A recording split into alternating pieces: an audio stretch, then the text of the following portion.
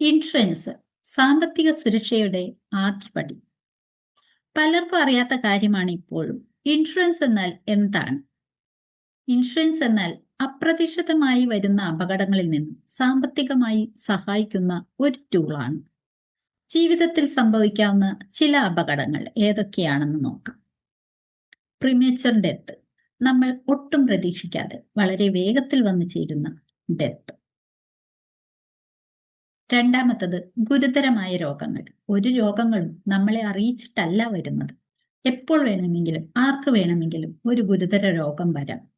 അത്തരം ഒരു കാലഘട്ടത്തിലാണ് നമ്മൾ ജീവിക്കുന്നത്. മൂന്നാമത്തത് ആശുപത്രി ചെലവുകൾ.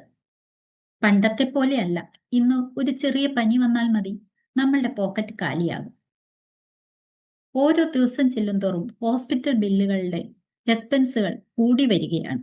നാലാമത്തത് വരുമാന നഷ്ടം. ഏതെങ്കിലും ഒരു കാരണവശാൽ നമ്മളുടെ ജോലി പെട്ടെന്ന് നഷ്ടപ്പെട്ടു പോയാൽ നമ്മൾക്ക് പിന്നെ വരുമാനം ഉണ്ടാവില്ല. അത് എപ്പോ വേണമെങ്കിലും സംഭവിക്കാവുന്നതുമാണ്. ഇത്തരം ജീവിതത്തിലെ അപകടങ്ങളിൽ നമ്മളെ സാമ്പത്തികമായി സഹായിക്കാനുള്ളതാണ് ഇൻഷുറൻസ് എന്ന് പറയുന്നത്. ഇൻഷുറൻസ് എന്തിനു വേണം?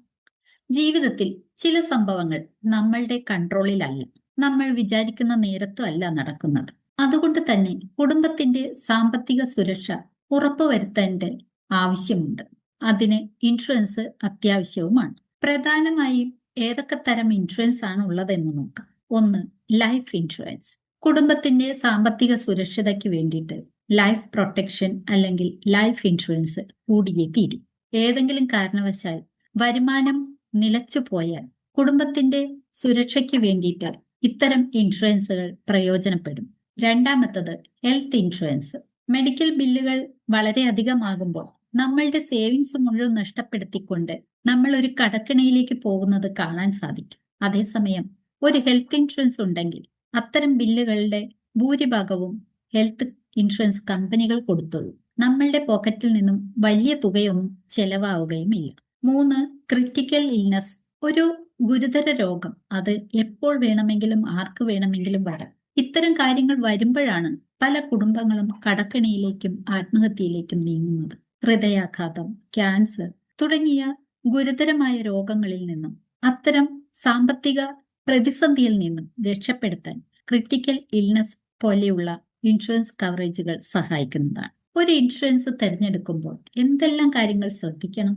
ഒന്ന്, മതിയായ സം അഷ്വേർഡ് ഉണ്ടോ എന്ന്. പല ആളുകളും ഏറ്റവും കുറഞ്ഞത് മതി എന്ന് വിചാരിച്ച് ഇരിക്കുന്നവരാണ്.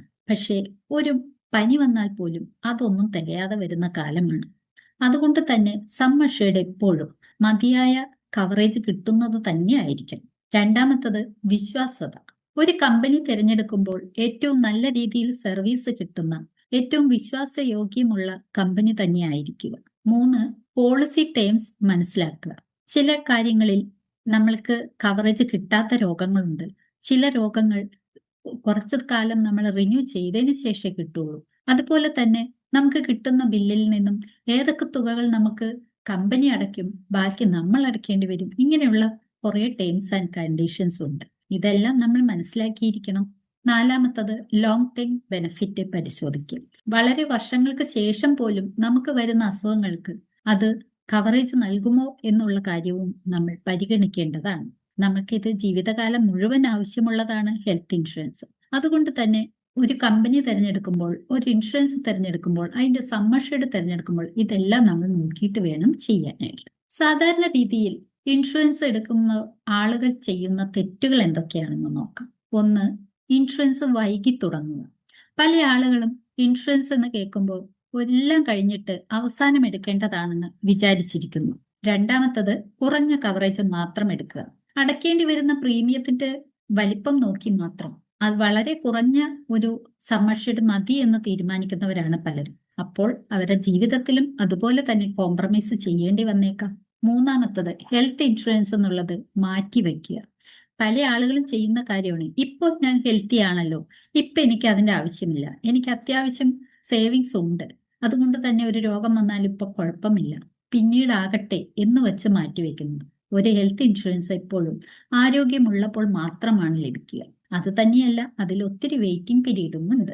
എടുത്താൽ ഉടനെ തന്നെ കിട്ടില്ല, 30 ദിവസം കഴിഞ്ഞാലേ ആക്റ്റീവ് ആവും. അതുപോലെ തന്നെ ചില അസുഖങ്ങൾക്ക് 2 വർഷം കഴിഞ്ഞാലേ നമുക്ക് ക്ലെയിം ചെയ്യാൻ പറ്റൂ. ചില അസുഖങ്ങൾ നമുക്ക് ഉള്ളതാണെങ്കിൽ, നമ്മൾ എടുക്കുന്ന സമയത്തുള്ളതാണെങ്കിൽ അതിന് 4 വർഷം വെയിറ്റ് ചെയ്യേണ്ടിയും വരാം. അതുകൊണ്ട് തന്നെ നമ്മൾ ആരോഗ്യമുള്ളപ്പോൾ മാത്രം ഹെൽത്ത് ഇൻഷുറൻസ് എടുക്കുക.